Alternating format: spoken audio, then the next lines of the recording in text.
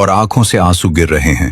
वो कांपती हुई आवाज में कहती है कि मेरे बच्चे, मैं तुम्हें बचा नहीं पाई।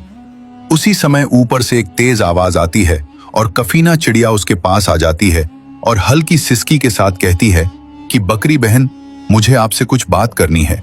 ये हड्डियां आपके बच्चे की नहीं है। बकरी चिड़िया को देखकर पूछती है, क्या तुम सच कह रही हो? कफीना चिड़िया कहती है, हाँ, मैं सच कह रही हूं। काला भेड़िया आपके बच्चे को जिंदा ले गया था और वो उसे गहरी झाड़ियों वाले रास्ते से ले गया था।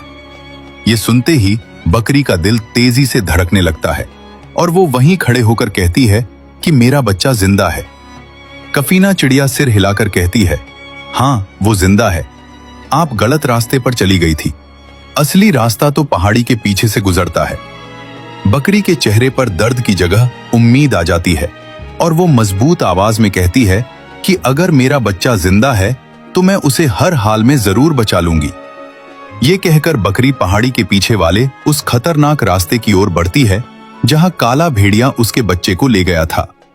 बकरी वहां पहुंचती है और आगे क्या होता है ये देखने के लिए अगला हिस्सा देखने को तैयार रहें।